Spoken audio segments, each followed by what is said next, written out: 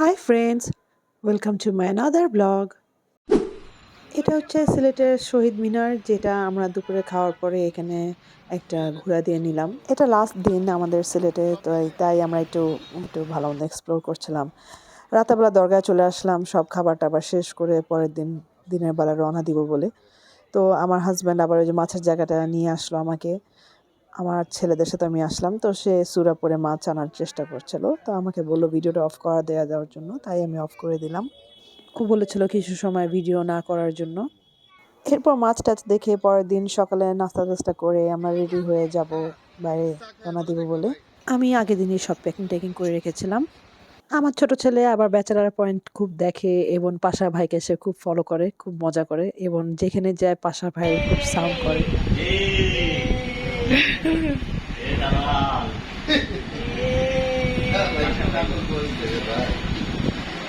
আমাদের রুমটা যেন ভালো লাগতেছে। হ্যাঁ, ইনশাল্লাহ বসে আসতে পারি ভাইয়া, ইনশাল্লাহ। সিলেটে অনেক দিন থেকেছি দেখে ওখানকার লোকজনের সাথে আমাদের খুব একটা মনের একটা টান হয়ে গেছিল। তো ওরা খুব মিস করছিল আমাদেরকে, বলছিল যে আবার কবে যাব আমরা। তো আমাদের খুব ভালোই অ্যাটাচ হয়ে গিয়েছিল সবার সাথে।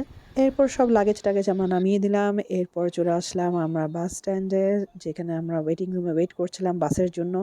আমরা গ্রিন লাইনে টিকিট কেটে ফেলেছি আবারও, তো আমরা গ্রিন লাইন দিয়ে আসবো বলে। তো ওরা আবার একটু লেট করেছিল, কেন জানি না, এটা কখনো হয় নাই। তো এই প্রথম বাস আমাদের লেট ছিল। তো এরপর আমরা বাসের জন্য ওয়েট করলাম, তো বাস চলে আসছে, বাসে আমরা উঠে গেলাম। রাফান আর আমি সবসময় বসি একসাথে, কারণ ওর এই প্রবলেম আছে, মোশন সিকনেস। এবং রাফাজ আমাদের পাশের সিটেই ছিল, রাসেলকে পিছের সিটে দিয়েছিলাম। দুই বাচ্চাকে আমার দেখতে হচ্ছিল। পুরো ট্রিপটাতে আমার একটা জিনিস খুব ভালো লেগেছে, যে সিলেটের ভিউ অনেক বেশি সুন্দর, এখানকার সিনারিগুলো খুব ভালো লেগেছে আলহামদুলিল্লাহ। টু বি অনেস্ট, যদি আপনারা এখানে ঘুরতে আসেন, সিলেট মাস্ট আসবেন, সিলেটে মাস্ট ভিজিট করবেন, কারণ এখানকার সিনারি অনেক বেশি সুন্দর। অন্য অন্য জায়গার থেকে আমার এই জায়গাটা খুবই ভালো লেগেছে। তো এই তো জার্নি করতে করতে রাফানও ঘুমিয়ে পড়েছে। ও টায়ার্ড ছিল অনেক, কারণ ওর সারাটা দিন অনেক, ওর শরীর খারাপ গিয়েছে, ওর অনেক বমিটিং হয়েছিল। তো সূর্যটা আমাদের সাথেই চলছিল আর কি, দেখতে ভালোই লাগছিল, ওটা আমাদের সাথেই ডুবে যাচ্ছিল সময়ের সাথে সাথে। তো আমাদের ভালোই ট্রিপ গিয়েছে মাশাআল্লাহ, আলহামদুলিল্লাহ।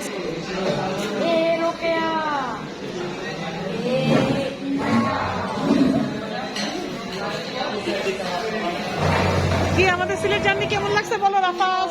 রাফাজ তারা এত বেশি টায়ার্ড ছিল, তারা শুধু পাশা ভাইকে নিয়ে ব্যস্ত ছিল, আমার কোনো কথারই উত্তর দিচ্ছিল না। তো যাই হোক, তো আমরা খিচুড়ি অর্ডার দিয়ে দিলাম। খিচুড়িটা খুবই মজার ছিল, খুবই ইয়ামে ছিল, but the thing is that যে ওদের মাংসের যে পিসটা দেয় খুবই বাজে দেয়, জাস্ট দুইটা হাড্ডির মতন দেয় এবং একটা সিদ্ধ ডিম, বাট দাম সেরকমই চড়া দাম রাখে, 350 টাকা করে পার প্লেট।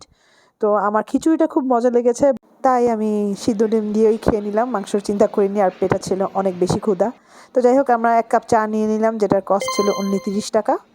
তো আশা করি আপনাদের ভিডিওটা ভালো লেগেছে, ভালো লাগলে অবশ্যই শেয়ার করবেন, সাবস্ক্রাইব করবেন এবং লাইক কমেন্টস করতে ভুলবেন না। আশা করি আপনাদের ভিডিওটা আপনাদের কাজে আসবে। পাশে থাকার জন্য, ভিডিওগুলোকে দেখার জন্য থ্যাংক ইউ সো মাচ।